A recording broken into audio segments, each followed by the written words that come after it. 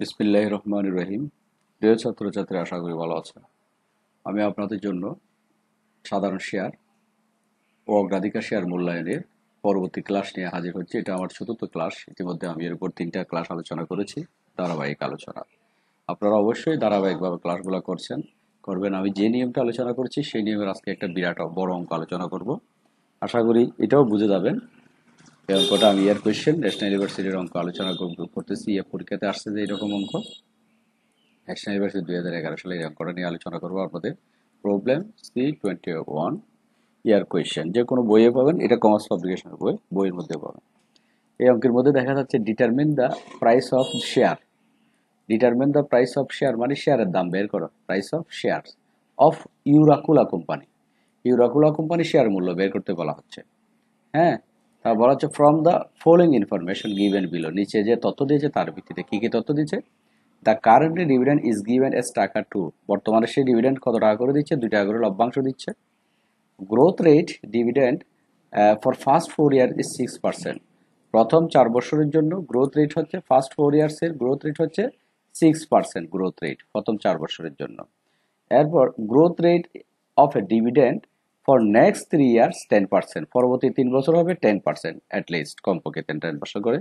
Perpetual growth rate অবিরত বা স্থির হয়ে যাবে, গ্রোথ রেট 7%। এরপর থেকে গ্রোথ রেটটা 7% স্থির হয়ে যাবে। তারপর আমার বলা হচ্ছে যে কি, বর্তমানে সে ডিভিডেন্ড দিচ্ছে 2 টাকা করে। গ্রোথ রেট হচ্ছে the growth rate of dividend first 4 years 6%। প্রথম 4 বছরের জন্য জির মান হবে 6%। Growth rate of dividend for next 3 ইয়ার জন্য হবে, পরবর্তী 3 বছরের জন্য হবে 10%, অ্যাটলিস্ট কমপক্ষে 10%। পারপিচুয়াল গ্রোথ রেট, পারপিচুয়াল মানে অবিরত বা নিত্য বা স্থির হয়ে যাবে, গ্রোথ রেট 7%। এরপর থেকে গ্রোথ রেট 4-3-7 বছর, এখানে 4 বছর, এখানে 3 বছর, 7 বছর যাওয়ার পরে 8 বছর পর 8 বছরের মধ্যে তার গ্রোথ রেট 7 হয়ে যাবে। 6 থেকে 10 ছিল, 10 থেকে আবার 7 এসে স্থির হয়ে যাবে। ডিসকাউন্ট রেট হচ্ছে 60%, যেটা আমরা রিকোয়ার্ড রেট অফ রিটার্ন বলি, সেটাকে এখানে ডিসকাউন্ট রেট বলা হয়। প্রত্যাশিত আয় হচ্ছে কত পার্সেন্ট? 16%। বাটার হার 16%, এটা হচ্ছে প্রত্যাশিত আয়ের হার। এই তথ্যগুলো আমাদের কোয়েশনের মধ্যে দেওয়া আছে। এখন এই তথ্যের ভিত্তিতে আমরা মূলত কি করব? তথ্যের ভিত্তিতে আমরা determine the price of share, share মূল্য বের করবো কার? ইউরাকুলা কোম্পানি। এ হচ্ছে কাজ। তা আমরা কোয়েশ্চেনটা দেখেই বুঝতে পারতেছি এখানে মূলত 8 বছরের তথ্য দেওয়া আছে। আপনারা ইতিমধ্যে যে অঙ্ক আমার 3টা ক্লাস করেছেন, 3টা ক্লাস করলে অঙ্কটা কোনো বিষয় না। তারপর আমি দেখিয়ে দিচ্ছি শর্টকাট।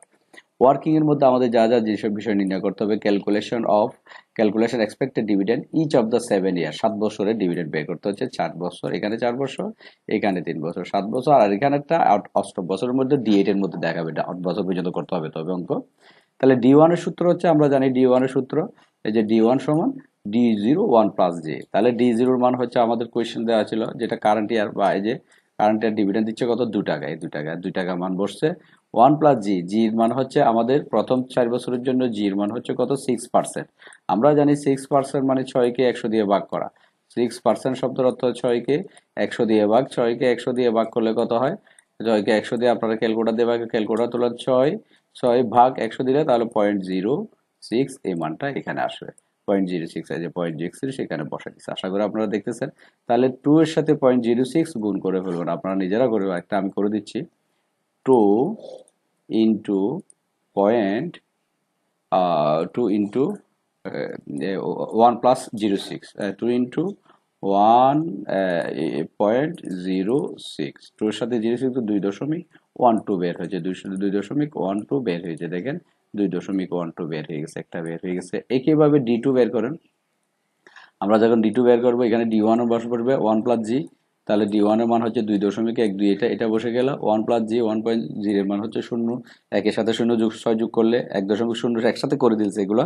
আর এটা ক্যালকুলেটর দিয়ে গুণ করেন। এটা 2.12 কে 1.06 দিয়ে গুণ করলে 2.22 আসবে। এরপর D3 বের করেন। D3 এর মান, এখানে D2 বসবে, এখানে D3 লেখা লিখবো, আমরা আগে D2 লিখবো। 1 প্লাস জি, তাহলে 2 এর মান হচ্ছে 2.25, এটা বসে গেল। 1 প্লাস জি এর মান, 1 এর সাথে জি যোগ করলে হচ্ছে কত? 1.06, গুণ করলে 2.39, এটা চলে আসবে। এরপর D4 বের করেন। D4 যখন বের করতে হবে, এখানে D3 লিখতে হবে 1 প্লাস জি, তাহলে D3 এর মান হচ্ছে 2.39, এটা বসে গেল। 1 প্লাস জি এর মান 1.06, গুণ করে হবে 2.53। এগুলা ক্যালকুলেটর দিয়ে নিজেরা করবেন, আমি গুণগুলা দেখাচ্ছি না। এরপর D5 একই স্টাইলে D5 বের করছে, D4 এর মান ইন্টু 1 প্লাস জি, D4 এর মান হচ্ছে যেটা 2.53, 1 প্লাস জি এর মান 1.0 গুণ করে 2.78 চলে আসবে। এরপর D6, D7 এগুলো সব ধারাবাহিকভাবে আপনারা করে ফেলবেন। D8 লাগবে, মূলত 8 বছরের তথ্য লাগবে এটা। তাহলে আমরা কি বের করছিলাম? 7 বছরের লভ্যাংশ বের করছিলাম, ডিভিডেন্ড বের হয়ে গেছে। এরপর 2 নম্বর step, present value of dividend, ডিভিডেন্ডের বর্তমান মূল্য নির্ণয় করতে হবে। ডিভিডেন্ডের বর্তমান মূল্য নির্ণয় করতে গেলে যেহেতু আমরা 7 বছর পর্যন্ত এখানে করেছি, তাহলে D1 কে 1 plus R whole to the power 1, D2 কে 2, 3 কে 3, 4 কে 4, 5 কে 5, 6, 7 এই 7টার দিতে হবে। আমি আপনাদের প্রথম ক্লাসে বলেছি যতগুলো থাকে ততগুলাই করতে হবে 7টা। এখন মান বসান। D1 এর মান আমরা এখানে দেওয়া আছে 2 দশমিক, D1 এর মান হচ্ছে 2.12, এই 2.12 এটা বসে গেল, এখানে 2.12 বসে গেল। 1 প্লাস আর, আর এর মান হচ্ছে ডিসকাউন্ট, বাট্টার হার ছিল আমাদের ডিসকাউন্ট রেট অথবা রিকোয়ার্ড রেট। ডিসকাউন্ট রেট 16%, 16% মানে 16কে 100 দিয়ে ভাগ করলে কত হবে? 1.6। তাহলে একের সাথে 1.06 যোগ করলে এটাই আসবে 1.0। তাহলে এখানে আর এর মান হচ্ছে 0.16, তাহলে 1 যোগ 0.16 যোগ করলে 1.16, পাওয়ার 1, পাওয়ার 2, পাওয়ার 3, 4, 5, 6, 7 এগুলো দিতে হবে। আর উপরে D2, D3, D4, D5, D7 এর এই মানগুলো 7টা, আমরা এখানে যে মানগুলো হবে এগুলো সব দিতে হবে। এরপর আপনারা ক্যালকুলেটর দিয়ে ভাগ করে ফেলবেন, 10.20 বের হয়ে গেছে। এগুলো আমি আর দেখাচ্ছি না, ভাগ ক্লাস বড় হয়ে যাবে, ইতিমধ্যে আমি এগুলো 3টা অঙ্কতে দেখিয়েছি। তাহলে প্রেজেন্ট ভ্যালু অফ ডিভিডেন্ড চলে গেল। এরপর প্রেজেন্ট ভ্যালু শেয়ারের মূল্য বের করতে হবে, P7 বের করতে হবে। যেহেতু আমরা D7 পর্যন্ত এখানে আসছি, এখানে P7 বের করতে হবে। P7 বের করতে গেলে এখানে D8 লিখতে হবে, 1 মাইনাস জি লিখতে হবে। তাহলে D8 এর মান বের করতে হবে, যে D8 এই যে D8 সমান D7, 1 প্লাস জি। তাহলে D7 এর মান আমরা এখানে বের করা আছে 3.37। তাহলে 3.37 হচ্ছে 1 প্লাস জি, জি এর মান হচ্ছে 0.07। এখানে 7 কেন? দেখেন আমাদের অঙ্কের মধ্যে এই 3 বছর 10% থাকবে কমপক্ষে। এরপরে পারপিচুয়াল বা ফিক্সড রেট বা অবিরত রেট 7%। এই এখানে স্যার, এখানে 3 7 বছর যাওয়ার পরে 8ম বছর থেকে জি এর মান 7-এ চলে আসবে, 7% চলে আসবে। সেই জন্য পারপিচুয়াল গ্রোথ রেট বা ফিক্সড গ্রোথ রেট হচ্ছে কত? 7%, 8 বছর থেকে। সেজন্য এখানে 7 বসবে। এই যে জি এর মানে, এই জি এর মানে 7। তাহলে 1.07% মানে 7কে 100 দিয়ে ভাগ করেন, 7কে 100 দিয়ে ভাগ করলে 7%, 7% মানে হচ্ছে কি 7কে 100 দিয়ে ভাগ। তাহলে 7কে যদি 100 দিয়ে ভাগ করেন কত আসবে? 7কে 100 দিয়ে ভাগ করলে আসবে 0.07, 0.07। আর 0.07 এর সাথে যখন আপনারা এই একটা যোগ করবেন তখন এই 1.07 এটা চলে আসবে, এই মানটা চলে। এটার সাথে 3.37 গুণ করলে 3.61 এই মানটা চলে আসছে। আশা করি বোঝা গেল। D8 এর মান আমরা পাইলাম, এই D8 এর মান এখানে বসাইতে হবে 3.36। এরপর কে এর মান, কে এর মানে প্রত্যাশিত, আমরা অঙ্কের মধ্যে বলেছিলাম, শুরুতেই বলেছিলাম এখানে যেটা আর, এখানে যেটা আর, এই আর, আর মানে এখানে আরটা এই এর মধ্যে এখানে কে লিখতে হবে। আর যেটা কেইও এটা হতা একই কথা, আর ইকুয়াল কে। আমি শুরুতেই আলোচনা, যেটা রুলস 1 নম্বরে আলোচনা করছিলাম, আর যে রকম কে এর কত একই রকম, এটা আমি আপনাদের বলেছিলাম। আর মানে কে, এখানে লিখতে হবে আর, এখানে লিখতে হবে কে। আশা করি মনে আছে। এরপরে জি, জির মান হচ্ছে 8ম বছরের 7, আমরা এখানে করেছি 8ম বছরের 7। তাহলে 16.16 থেকে 0.7 বাদ দিয়ে 0.7 বাদ, আর 3.61 কে 0.16 থেকে কত 9 দিয়ে 0.9 দিয়ে ভাগ করলে 40.11 বের হয়েছে। এটা বের করার পর আমাদের পরবর্তী ধাপ হচ্ছে মূলত শেয়ার মূল্য, প্রেজেন্ট ভ্যালু P7 বের করা। P7 বের করতে গেলে P7 উপরে বসবে 1 plus R whole to the power 7। তাহলে P7 এর মান হচ্ছে 40, আমরা এখনই বের করছি 40। এই যে P7 এর মান এই 40.11, এটাকে 1 প্লাস আর, আর এর মান হচ্ছে কত? আর 16%, 16% মানে 0.100, একের সাথে 100 যোগ করে 0.7 পাওয়ার 7 দিয়ে ভাগ করলে এই মানটা 14 এটা চলে আসবে। তাহলে প্রেজেন্ট ভ্যালু অফ শেয়ার পাইলাম। এরপরে calculation of current market price per share, প্রতি শেয়ারের বর্তমান মূল্য বের করতে গেলে P0 সমান, আমরা জানি শেয়ার মূল্য present value of dividend, present value of P7। তাহলে ডিভিডেন্ড ছিল 10 টাকা 20 পয়সা, আমরা যেটা 2 নম্বর স্টেপে করেছি। আর 4 নম্বর স্টেপে করেছি 14 টাকা এত পয়সা, 14.1 আর দুইটা যোগ করে 10.20, 14.19 যোগ করলে 24.39, এটা হচ্ছে মূলত শেয়ার মূল্য। আশা করি বোঝা গেল। এই অঙ্কটা আপনারা করে ফেলবেন। ইতিমধ্যে আমি এটার উপর, এটাই শেষ, এই অঙ্কের শেষ নিয়ম। এই নিয়মে বই অনেকগুলো অঙ্ক আছে, আমি যদি আপনাদের দেখাই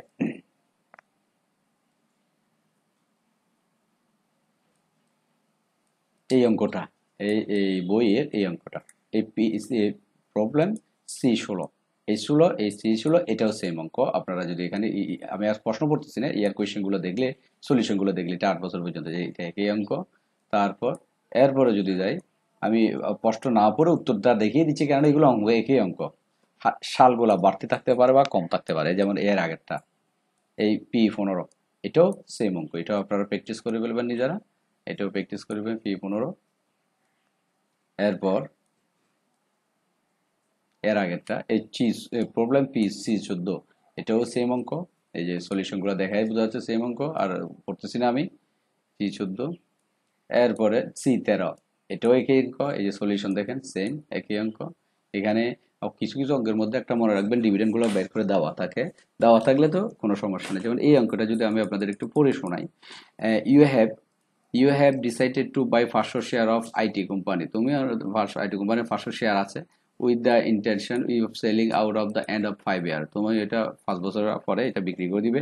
your estimate that the company will pay 3 টাকা 50 পয়সা per share dividend for first 2 year. প্রথম 2 বছরের জন্য ডিভিডেন্ড দেবে 3 টাকা 50 পয়সা। এই দেখেন এখানে ডিভিডেন্ডের প্রথম 2 বছর মানে D1 D2 মান দেওয়া আছে 3.50 3.50, সরাসরি বসে দিছে। এগুলো বাইর করতে হবে না, এখানে বাইর করে দেওয়া আছে। অ্যান্ড 4.50 পার শেয়ার নেক্সট 3 ইয়ার, পরবর্তী 3 বছরের জন্য 60 টাকা 50 পয়সা। তাহলে D3 D4 D5 এর জন্য 60 টাকা 50, 60 টাকা 50, 60 টাকা 50, এগুলো ডি। মূলত D1 D3 D4 D5 পর্যন্ত মানগুলো দেওয়াই আছে, বের করতে হবে না এর মধ্যে। Your further estimate that at the end of the 5 year holding period the share can be sold at 85 টাকা, মানে 5 বছর শেয়ারটা 85 টাকা বিক্রি করবে বলতেছে। What would you be willing to this share if you record rate of 12%? যদি 12% আয় করো, তাহলে ওই শেয়ারের জন্য তুমি কত টাকা পরিশোধ করতে হবে, কত টাকা দিবে, এটাই হচ্ছে তোমার কাজ করতে হবে। মানে 12% যদি আয় করতে, ওই শেয়ারের দাম কত। তাহলে এখানে D1 D2 D3 D4 D5 এর মানগুলো দেওয়া আছে, আর এর মান প্রত্যাশিত দেওয়া আছে 12% আর এর মান। তাহলে এই মানগুলো দিয়ে আপনারা প্রথম স্টেপটা করবে। এখানে যেহেতু প্রথমটা লাগবে না, দ্বিতীয় স্টেপ।